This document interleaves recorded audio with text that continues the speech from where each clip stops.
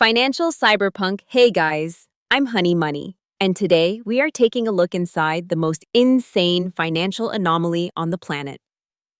Imagine a world where your Visa and Mastercard instantly turned into useless pieces of plastic. A world where Apple Pay was wiped from existence, McDonald's and Zara officially shut their doors, and sending money abroad could get you flagged. Sounds like a total financial apocalypse, right? If this happened in the US, most people would file for bankruptcy within a week. But if you visit Russia in 2026, you'll see something shocking. People are still drinking original Coca-Cola, buying the brand new iPhone 17, paying with their smartphones, and watching Netflix. How is this even possible? Today, Honey Money is opening the door to a parallel financial reality. We're breaking down how the underground economy actually works, how crypto replaced traditional banks, and how everyday citizens became master financial hustlers. Let's get into it. The death of plastic and the rise of QR codes. Let's start with something that would terrify any American. When Visa and Mastercard pulled out of Russia, everyone thought people would go back to the Stone Age and start carrying bags of cold, hard cash. But instead, Russia built its own internal banking matrix. They created their own card system called Mir, and a feature called SBP, the Faster Payment System. Instead of Apple Pay, everyone now pays by scanning QR codes with their phone cameras.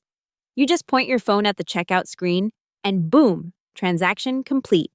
Some banks went even further and created payment stickers, tiny microchips you stick to the back of your iPhone to mimic contactless payments.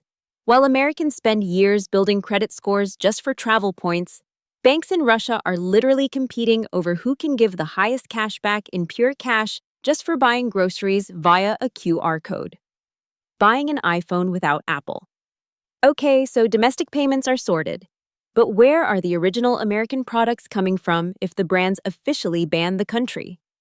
Welcome to the world of parallel imports.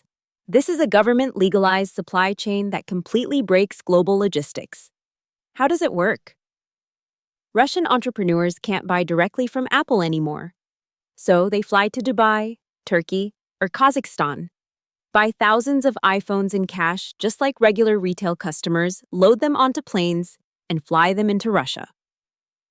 As a result, the brand new iPhone hits the shelves in Moscow sometimes even earlier than in parts of Europe. Sure, it costs 20% to 30% more because of the crazy shipping route, but it's right there. The exact same thing happened to cars, clothes, and even soda. Instead of a local official factory, Coca-Cola is now imported from Iran, Georgia, and China. The world tries to lock the door, but business always finds an open window. Crypto as the real bank and the subscription hustle.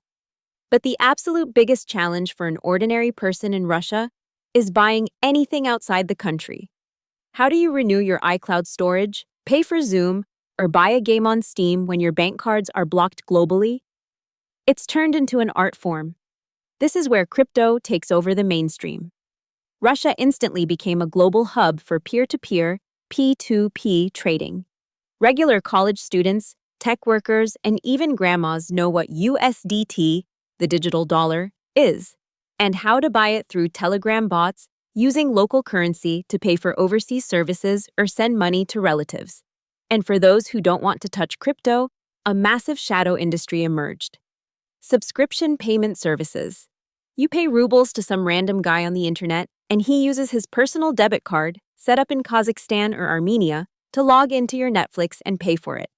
There's a 20% markup, but Western pop culture is just too addictive to give up. What this teaches investors, this entire situation proves one crucial lesson that I always talk about on the Honey Money channel. Money is like water. You can build the highest walls, pass the strictest laws, and slap on all the sanctions you want. But money will always find a crack to flow through. The Russian financial system in 2026 is a weird hybrid of heavy restrictions and futuristic survival tech. Everyday people adapted to the chaos and learned how to pull off financial moves that the Western world has never even had to think about. Could you survive in an economy where your credit cards turned into a pumpkin overnight? Let me know in the comments how you would hustle. Smash that like button for Honey Money, subscribe to the channel, and I'll see you in the next breakdown. Bye!